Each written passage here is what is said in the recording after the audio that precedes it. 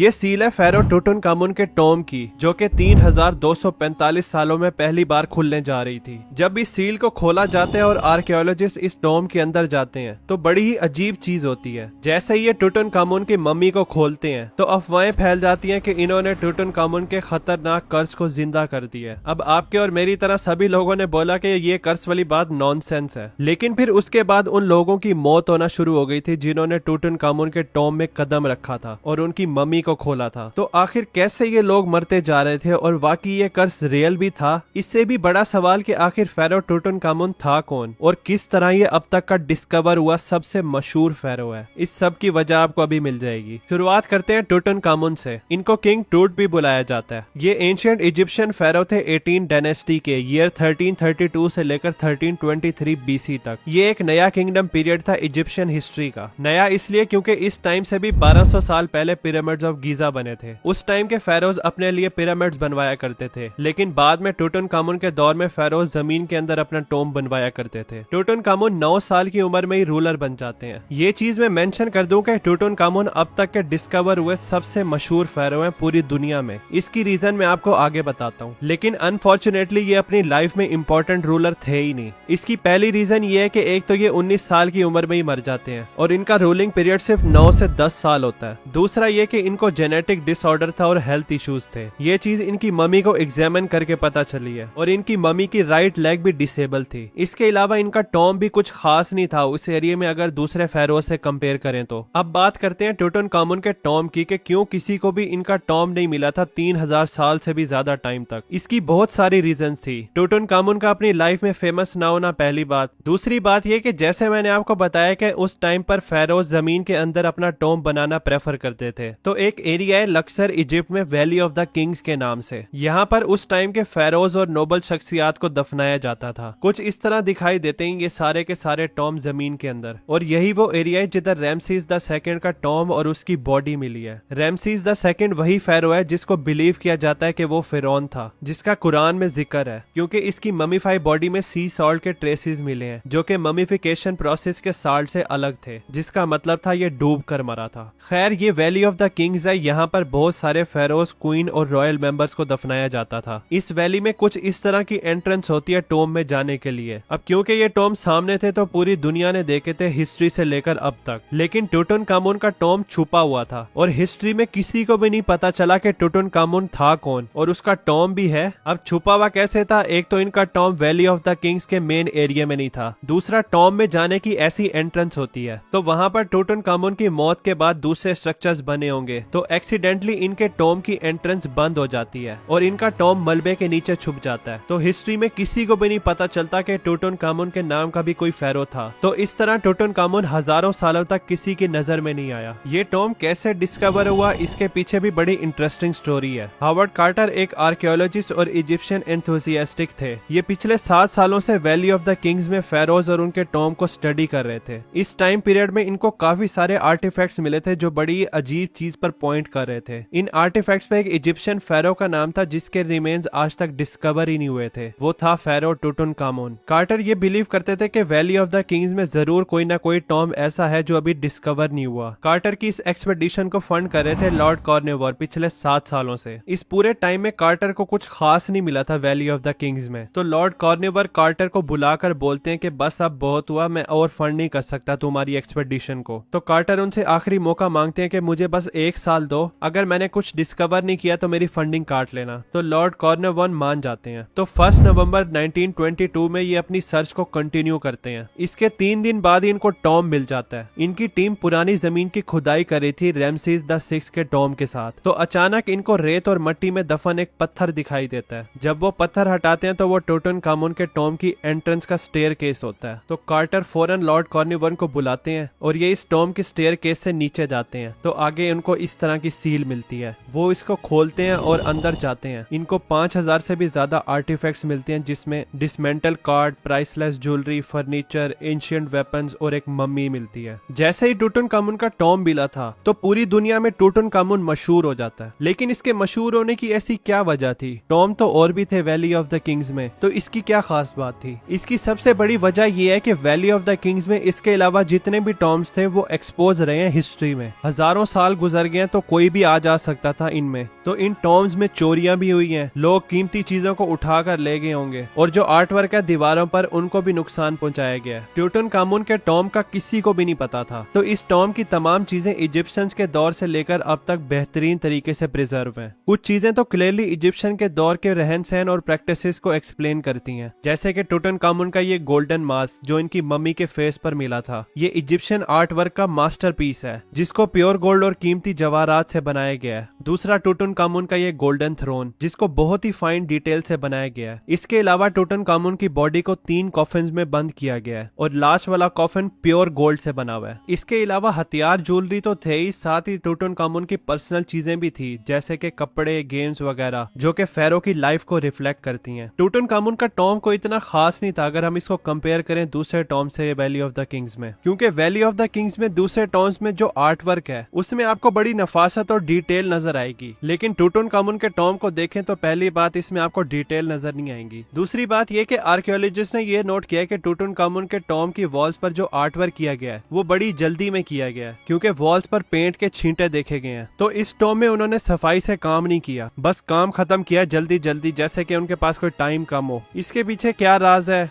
ये राज भी उसी के साथ चला गया। अब बात करते हैं उन लोगों की जिन्होंने टूटनखामुन को जगाया और उनके कर्ज को जिंदा किया। जिस दिन टूटनखामुन की मम्मी को खोला गया उसी दिन ही हार्वर्ड कार्टर की पालतू बर्ड को कोबरा ने खा लिया था उसके केज में। इसमें स्ट्रेंज बात यह है कि टूटनखामुन के अगर हम गोल्डन मास्क को देखें तो उस पर भी कोबरा बना हुआ है। कार्टर का ग्रुप थोड़ा परेशान होता है और कर्ज के बारे में भी बोलते हैं, लेकिन सब लोग यही बोल रहे थे कि बस ये कोइंसिडेंस है और कुछ नहीं है। ऑब्वियसली अगर वहां पर काम कर रहे हैं तो सुपरस्टिशियस सोच तो आप रख ही नहीं सकते। इसके 4 महीने बाद लॉर्ड कॉर्नवालिस को मच्छर ने काट लिया था गाल पर। फिर एक दिन वो शेव कर रहे थे तो उनको उसी जगह पर कट लग गया और उनका खून बहना शुरू हो गया था और लॉर्ड कॉर्नवालिस की ब्लड पॉइजन की वजह से मौत हो जाती है। इस डेथ का अजीब कोइंसिडेंस ये था कि जब टूटनखामुन की बॉडी को एग्जामिन किया जा रहा था तो उनकी चीक पर भी इंसेक्ट बाइट का निशान था। इसके बाद लोगों ने नोटिस करना शुरू कर दिया कि कुछ तो गड़बड़ है, तो पूरी दुनिया में हेडलाइन बन जाती है कि इजिप्शियन फेरो का कर्ज जिंदा हो गया। लेकिन इसके बाद लोगों की मौत होना रुकी नहीं। 1923 में फाइनेंसर जॉर्ज ए गोल्ड की फीवर की वजह से मौत हो जाती है जो इस टॉम में आए थे। इसके बाद 1928 में आर्थर माइस की आर्सेनिक पॉइजनिंग की वजह से मौत हो जाती है। ये भी इंपॉर्टेंट मेंबर थे एक्सकवेशन टीम के। इसके 1 साल बाद कार्टर के सेक्रेटरी की भी मौत हो जाती है। तो इन मौतों को देखकर लोग अपनी थ्योरीज बना रहे थे। कुछ लोग इसको कर्स बोल रहे थे, कुछ लोग ये बोल रहे थे कि इनविजिबल इजिप्शियन गार्ड डेड फेरो को डिफेंड कर रहे हैं। लेकिन ये जो भी था इसका टारगेट हार्वर्ड कार्टर की टीम थी। लेकिन हार्वर्ड कार्टर खुद कैसे बचे रहे जिन्होंने इस टॉम को डिस्कवर किया था और इजिप्शियन फेरो को नींद से जगाया था। हार्वर्ड कार्टर की मौत होती है 64 इयर्स की एज में हॉजकिंस लम्फोमा डिजीज की वजह से, इस टॉम के डिस्कवर होने के 16 साल बाद। तो यहाँ से तो कर्स वाली चीज ही खत्म हो जाती है, वरना अगर कोई कर्स होता तो सबसे पहले हार्वर्ड कार्टर को मरना चाहिए था। इनफैक्ट 52 लोग थे जब ये टॉम पहली बार खुला था, जिसमें सिर्फ 8 लोग मरे थे पहले 12 साल तक। तो ये कर्स वाली बात बस एक स्टोरी बेचने का तरीका था। वैसे भी हमने देखा कि चीजों को बढ़ा चढ़ाकर उन पर मसाला डालकर लोगों को बताने से अटेंशन ग्रैब होती है। खैर, टूटनखामुन का टॉम इंसान की तारीख का one of the greatest archaeological finding है। पिरामिड ऑफ गीजा भी इजिप्शियन मिस्ट्री रहे हैं आज तक कि उन लोगों ने 4500 साल पहले इस तरह का स्ट्रक्चर कैसे बनाया। लेकिन अब इसकी कंस्ट्रक्शन की मिस्ट्री सॉल्व हो गई है और इजिप्शियंस ने किस तरह इस पिरामिड को बनाया इसकी डिटेल में मैंने वीडियो बनाई हुई है, आप यहाँ से देख सकते हैं। तो फिर मिलते हैं 4500 साल पीछे पिरामिड की कंस्ट्रक्शन के टाइम में।